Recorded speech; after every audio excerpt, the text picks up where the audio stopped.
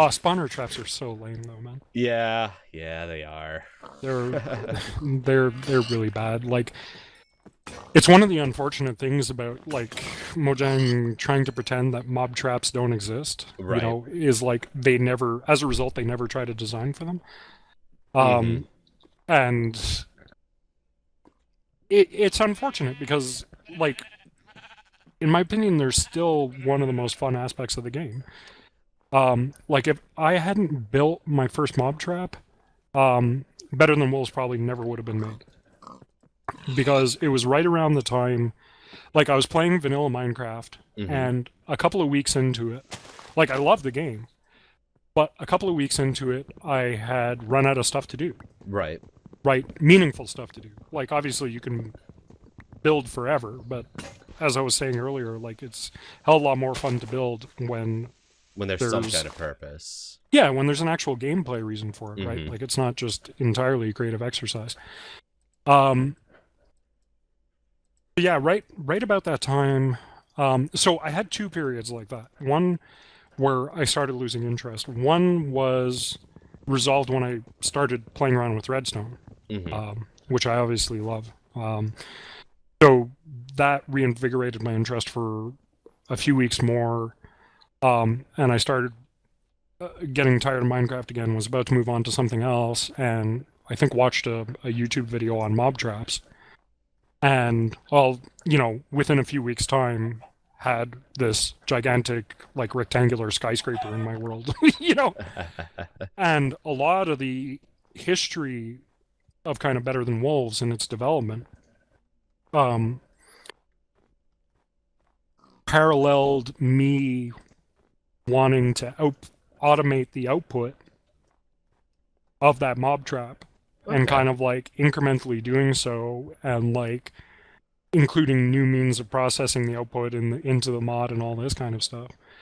So yeah, it's funny. I have, and it's a big cobble block that you may have seen in some of my videos, like Right. sitting Yeah. in the middle of my world up to the old world height, of 128. Um, and it's funny because I have this like weird attachment to that big ugly cobble thing because um it's kind of been my companion throughout the development of the mod. Right. That's Where really it's like, cool. oh, I could really use this on my mob trap, and now, and a short while later, it's a feature. This kind of. So yeah, it's from the very start, I thought it like really, really unfortunate that Mojang didn't want to take mob trap seriously. Right. Like it was this. I know they didn't plan it originally, but man, as a designer, when like something that cool just kind of falls out of a game design, right? Like designers refer to it as emergent gameplay. Right. It's like forms of gameplay that you didn't anticipate when you're originally designing your game, right? And it's like, I think Gil used rocket jumping in Quake as another example of it. Mm-hmm. Like every gamer knows rocket jumping now. Right. Like it's kind of become part of the gamer lexicon, what rocket jumping means.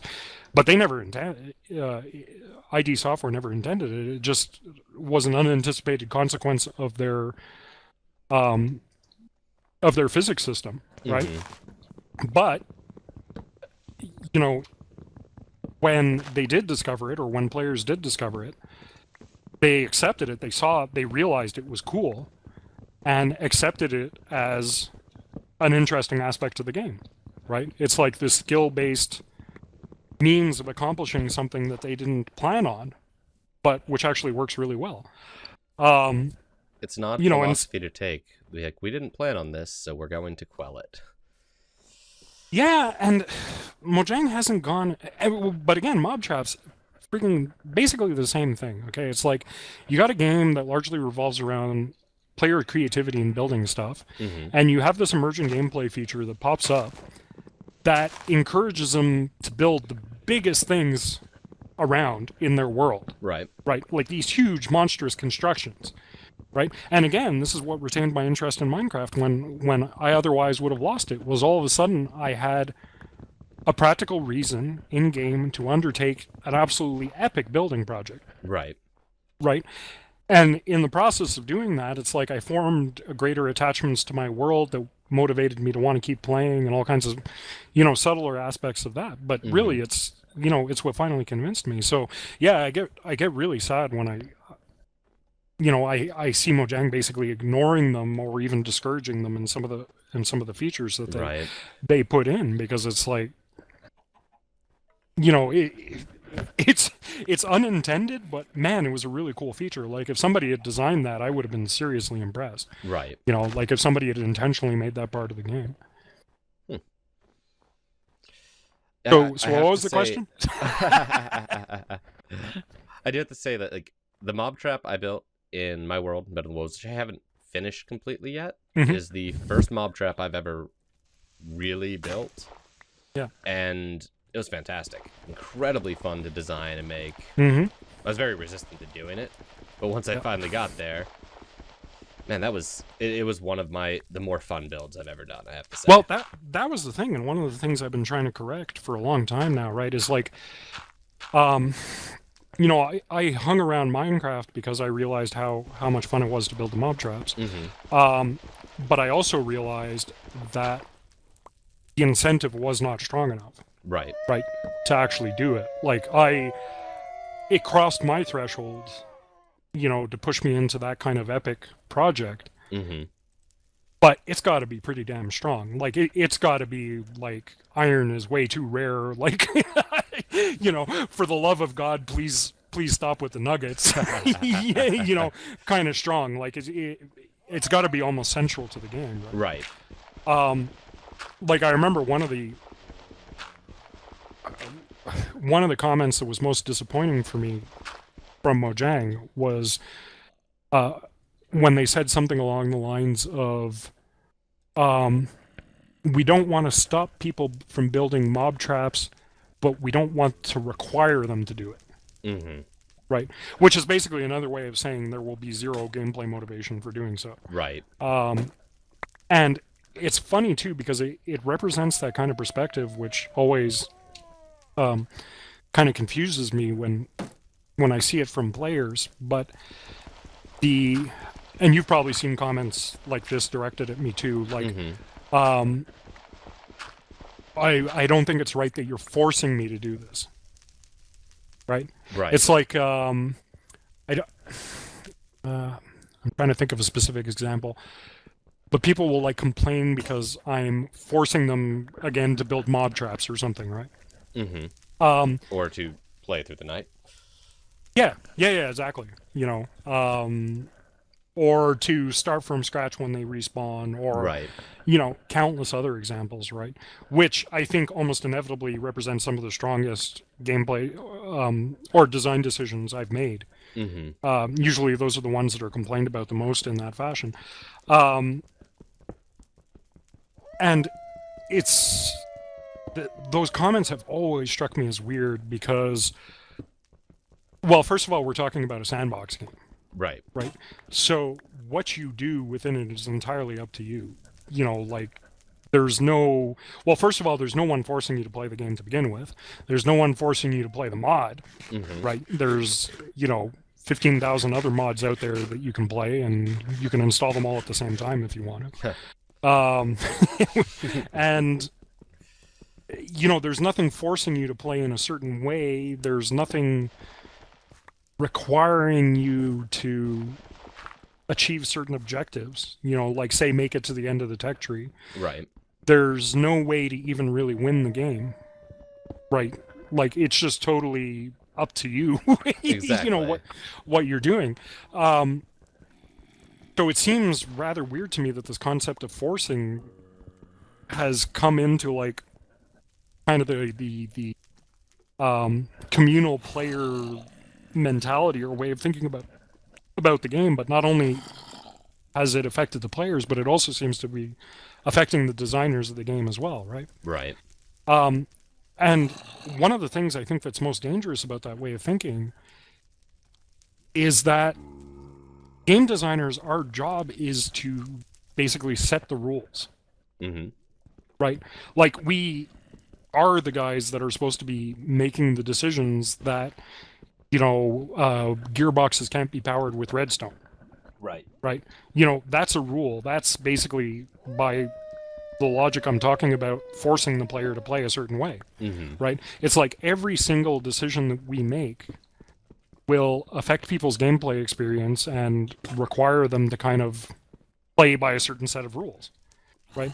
So once you start kind of talking about forcing people to do something, like you're basically talking about shrugging and giving up on game design, right? Because that's the job, Yeah. right?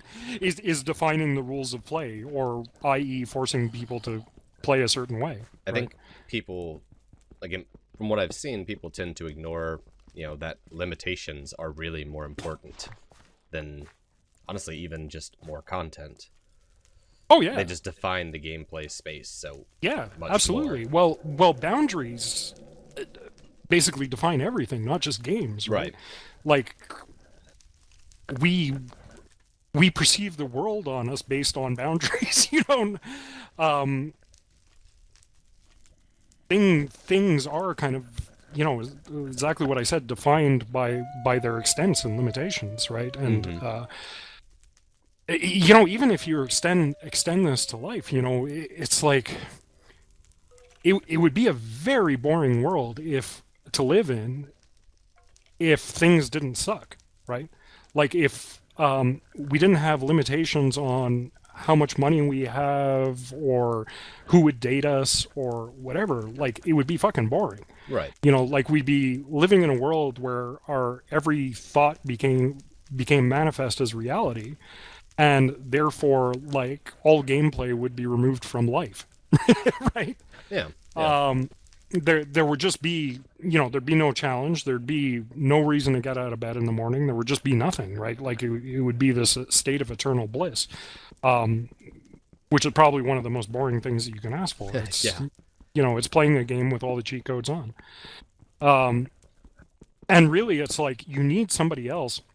I think why it's important to have this kind of person that sits there and forces these decisions on people is kind of the thing I was mentioning earlier, where I can't surprise myself, right? Right. Any new feature that I design, I know inherently how it works, and like I still really enjoy playing my mod, but I'll never be able to enjoy it with a fresh set of eyes. Right. Right. I'll never have the new player experience myself. It's functionally impossible.